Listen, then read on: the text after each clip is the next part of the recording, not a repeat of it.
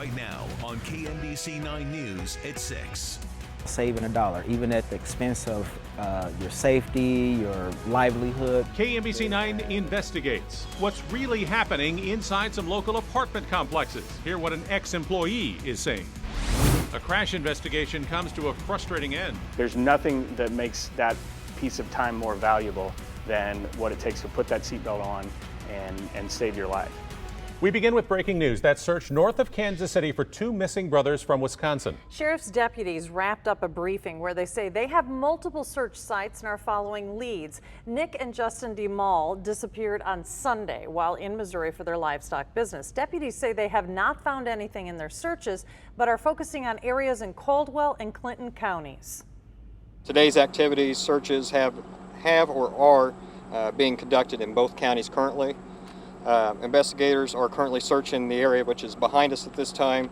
They are checking for buildings, ponds, waste piles. We're just looking everywhere we can to try to see if we can't find these brothers. KMBC 9's Emily Hallwick is live in Bramer, Missouri with more on the breaking details. Emily? As several law enforcement agencies are still here on the scene of this farm in Bramer, Missouri, a very large property that they've been on since yesterday. So they've been here over 24 hours now.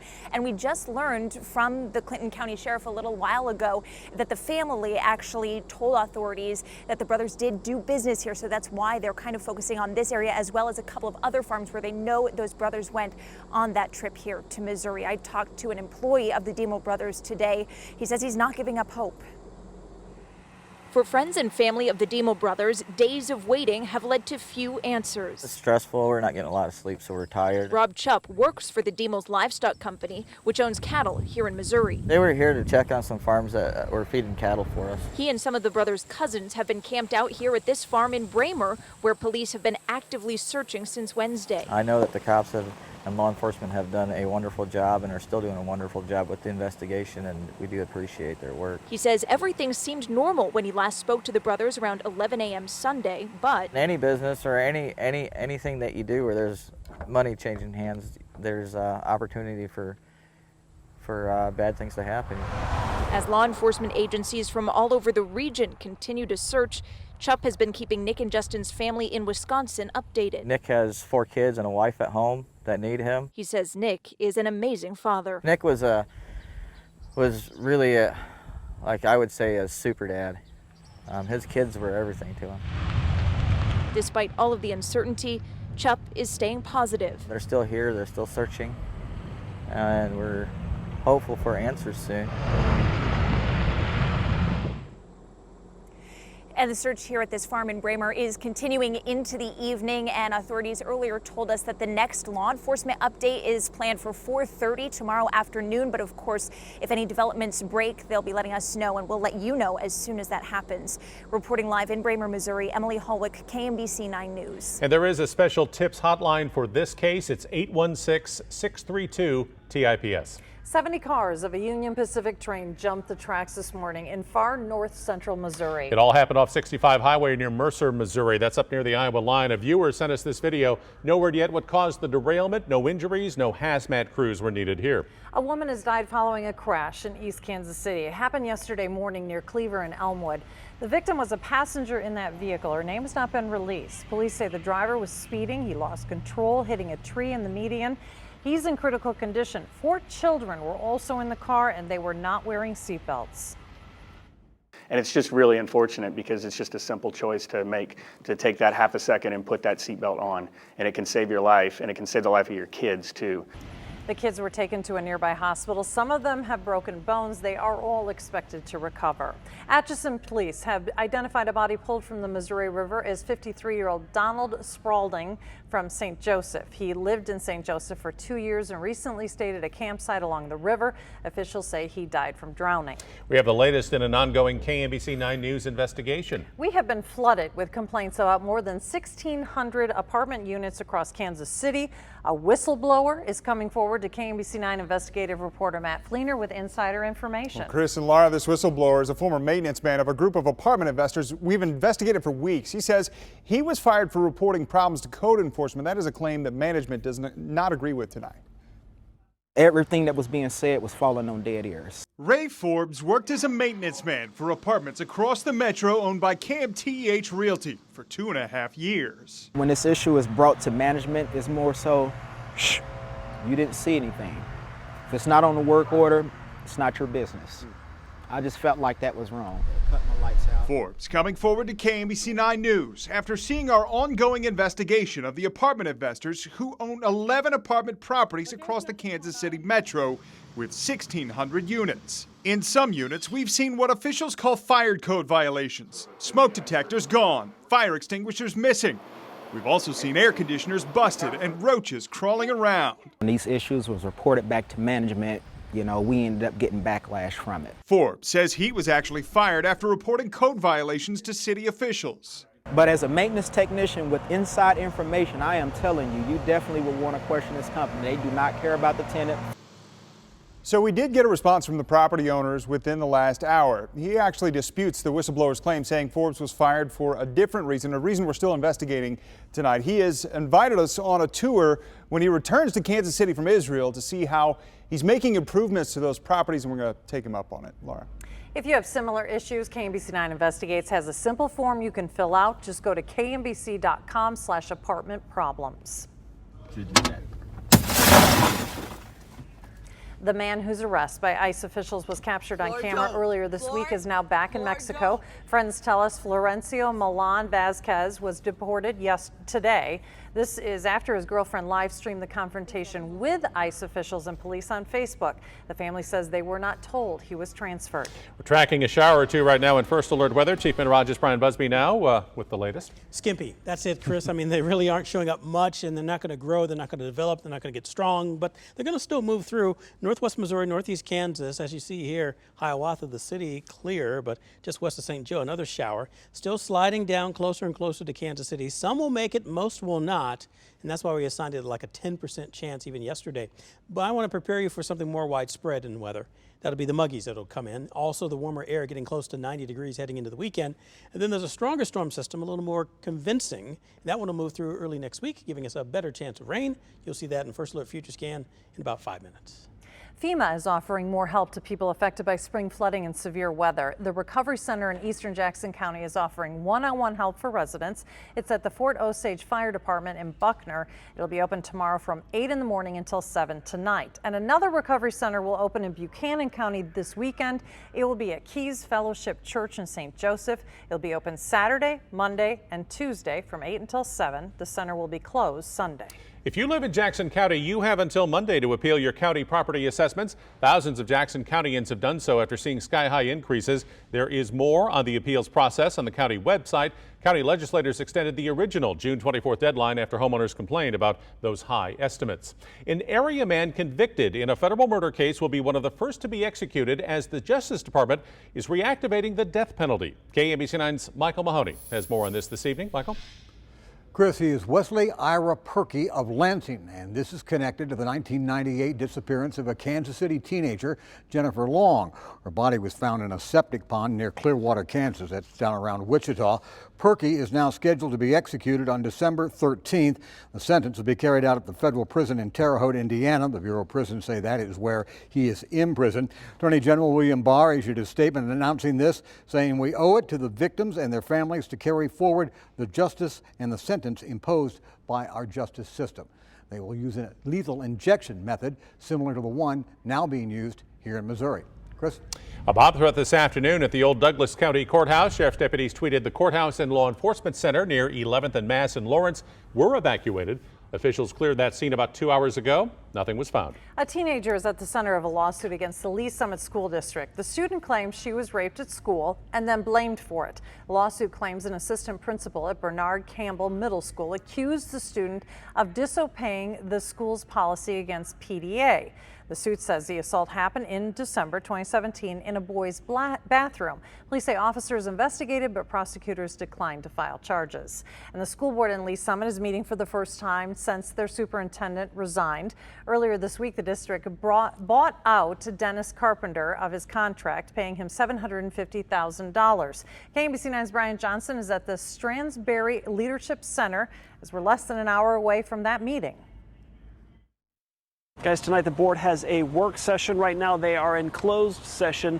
Then the public meeting begins tonight at 7 o'clock, and they've got a lot on the table on the agenda here tonight. They're finalizing the deal to pay out Dr. Carpenter after his resignation, $750,000, some of which will come from insurance money. Additionally, today there is now a lawsuit alleging that a middle school student was raped and that the district allegedly mishandled that investigation. We're talking with locals, and we'll have all of the outcomes from the board meeting tonight on KMBC 9 News at 9 and 10. We hope you'll join us then. Amazon has opened up its first Kansas City delivery station today. That station helps Amazon get your orders delivered faster. It also provides jobs for Kansas Cityans. I enjoy giving back to the community like we have and offer the job opportunities that we've been able to offer to the community. So I'm excited about the program. Precise Package is steadily growing, and we're steadily hiring. 300 people will work at that center off 435 and Stadium Drive. Amazon also donated $10,000 to harvesters as part of today's event. Those stray showers are still showing up all across the region, Chris, but most of the area will remain dry tonight. But eventually the humidity will be injected into the system, so get used to maybe getting a little above average by the tail end of the 9-day forecast. Also a chance of rain right in the middle. You'll see how likely that is as well straight ahead. A summer camp full of slime. Why no one was safe from this mess.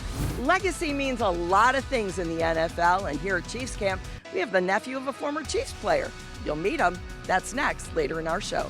Getting kids ready for back to school. See the exclusive moment we caught on camera as a Chiefs player gives some kids a huge surprise. KMBC 9 News. We are just more than a week away from Lakeside Speedway's opening night. Crews are busy working to fix the once flooded facility. The manager says some areas are muddy. Hope a driver doesn't want to drive in there on opening day because it could be pretty disastrous. He says he's waiting to put more concrete down on parts of the track. Opening night will be next Friday, August 2nd. He says he's excited to have drivers finally race. Kind of nice to see things drying out, and it looks like those stray showers aren't going to add too much of a problem there.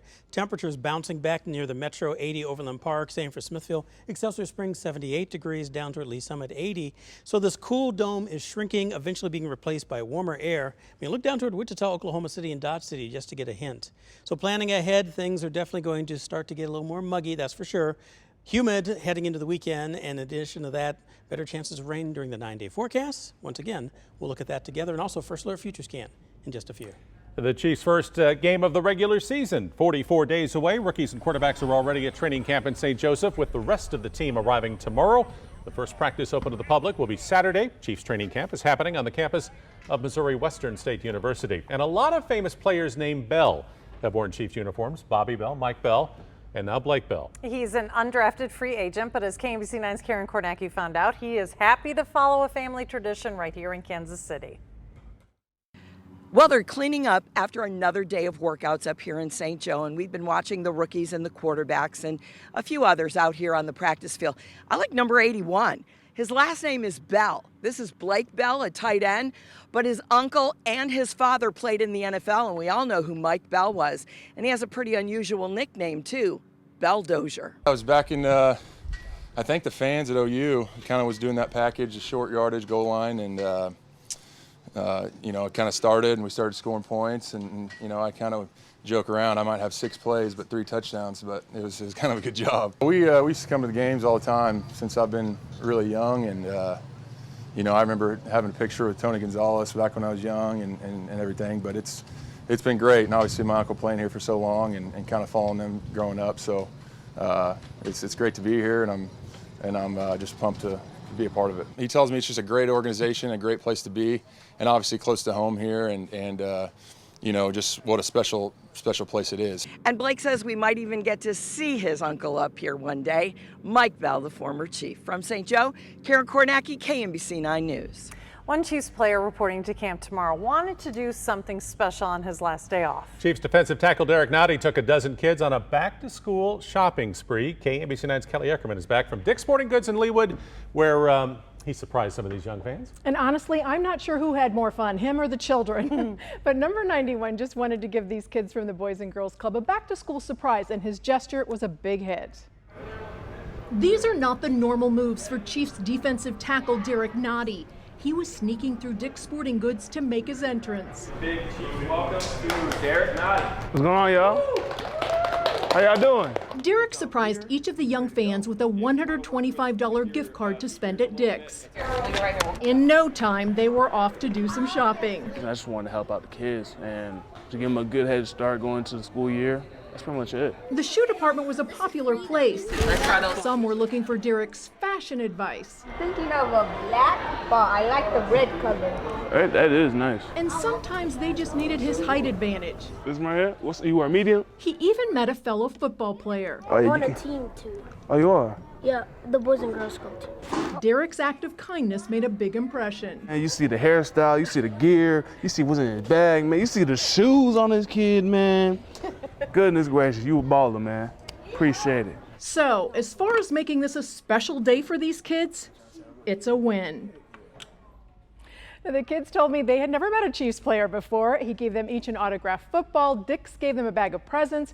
And you can bet those kids will be watching number 91 this season. Chris. Derek Noddy's going to be with the full squad tomorrow when veterans report to camp. Follow Chiefs training camp on our social media pages as we have digital extras and the biggest headlines coming out of camp this summer. And summer camp got a little messy today at Children's Mercy Hospital. Yeah, well, take a look. The children got to slime a few staff members. The lucky winners included an electrician known for wearing fun clothing while working around the hospital, an assistant physical therapist, and a specialist who focuses on the children's experience in the hospital. As a child life specialist, we're here to help kids cope with being in the hospital, and we're also here to help make this place as normal, mobile, social for them as we can. So doing a simple activity like this, where they get to just come down and be kids at the hospital, is something that is very few and far between for them. This week, kids had the chance to play carnival games and do arts and crafts. Camp Week that is, wraps up tomorrow with closing ceremonies. Exclusive live radar and 9-day forecast, so you'll know first. This is First Alert Weather. So they're kind of wimpy, the stray showers. Yeah, that's a very good word. Wimpy, wimpy, wimpy. Hefty. No, that's a commercial. Yeah, Can't go there. Different. Anyway, yeah, they're right. They're very small and, as she said, wimpy. Yeah, there we go. And if you look at them, they're still moving to the east and southeast, but most areas will remain dry. But the humidity will be something that will be left behind. So just get used to that over the next few days as temperatures will rise, and once again, the muggies will return. Other thing is, good news here for allergy sufferers: low pollen, low mold, good air quality. That's the way it's looking. Nettle, the pollen, and Cladosporium, your mold. With our City View camera, we're seeing a little bit more of the brightness, so not as thick of the clouds, but 77. East to southeast winds at 6 miles an hour. And it is 80 degrees in Lee Summit, still in the 70s up toward Leavenworth at 77, St. Joe 81 degrees, 77 also coming in from Trenton, look down towards Sedalia 78, and also Clinton, Missouri with 81 degrees. So it has been getting warmer progressively. Sprinkles still a possibility as you're tailgating on the first pitch. You still have a little time. Hopefully traffic's not too heavy for you. Near 80. 74 for the ninth inning, mostly cloudy skies. First Alert Future Scan, as you notice, there are the showers moving to the east and southeast. A couple pockets of clearer conditions should develop before dawn. And then during the daytime hours on your Friday, mostly sunny conditions. And it'll be dry heading into Saturday too, before we have to put on the brakes by Sunday night. That's when we'll see a chance of some rain that'll be moving through. More likely, it'll be more widespread than what we currently have going on. Low temperatures, not as low as they've been, but 67 up toward Liberty, 66 in Warrensburg, and about 65 as you're heading toward Clinton. Also down toward Paola, 65 will start the day off. Your First Alert hour-by-hour forecast, mild, not quite as cool as it's been. Instead of the 50s, we'll be in the 70s. By lunchtime, 85, mostly sunny, a bit on the humid side. High temperature getting up to about 87 degrees in between hours. And then as we look toward the tail end of your weekend, most of Sunday dry, but Sunday night and early on Monday, some rain showers moving farther down to the south. A couple thunderstorms as well. This is 7 in the morning. They slide down to the south by noon. So it's only the first portion of your Monday looking wet. And then back to the heat and humidity, probably for the duration of the work week. Here it is, exclusive First Alert 9-day forecast. 67, 88 on Saturday, Sunday, 70 to 89. So if you are heading to Kauffman Stadium for any of the games, you're definitely going to have to hydrate. It's going to be kind of warm, definitely on the sun side for those afternoon games. 71, 85 on Monday. Storm chances increasing Not lasting long, though. By Tuesday, back into sunshine again and close to 90 degrees from Wednesday all the way through Saturday. And your morning temperatures in the 60s and near 70 degrees as well. We're back after this. Sports, sponsored by the Van Autoplex dealerships. The Chiefs rookies and quarterbacks have been front and center after 2 days of training camp. They will get one more session with the coaches before the full team reports tomorrow afternoon. Young draft picks and rookie free agents are learning to work with Patrick Mahomes on offense. On defense, they're trying to stop him. But on both sides of the ball, they are learning something much bigger: how to become a pro in the NFL. There's a professional way to do everything. That's what I've learned since I've been here. There's like, there's a right way, there's your way, and then there's, the professional way. The transition to becoming a professional, I think, is the hardest thing about becoming a professional. That transition in the middle is not necessarily when you get there and you're already there, is that transition. No, you're not in college no more. This is not a scholarship. This is an everyday job. When you go from, 8, 7 in the morning to 10 at night. I mean, it's an everyday job. I don't want to work those hours. Kansas City Royals return home tonight when they begin a 4-game series against the Indians. The Royals have been one of the best teams in baseball since the All-Star break. Brad Keller pitched a great game last night. He also had an RBI, sweeping the NL East leading Braves. We've faced some good teams the last 2 series, and to walk away with a sweep of the Braves and played a pretty competitive series with the Indians, and getting them again tonight and the next 4 nights. And I think it's huge, and we're going to try to carry this as long as we can go. The Royals and Indians begin less than an hour from now. Mike Montgomery will make his second start for the Royals since being traded to Kansas City from Chicago. We will be right back. For joining us tonight at 9 and 10, look for updates on the search for those missing brothers from Wisconsin. A young life cut short by what's called a front over. The driver didn't see the 14-month girl in front of his truck. He was parked and rolled just inches, killing her. Sierra experiment that had parents and daycare teachers overcome with emotion. That's new tonight on KMBC 9 News at 10.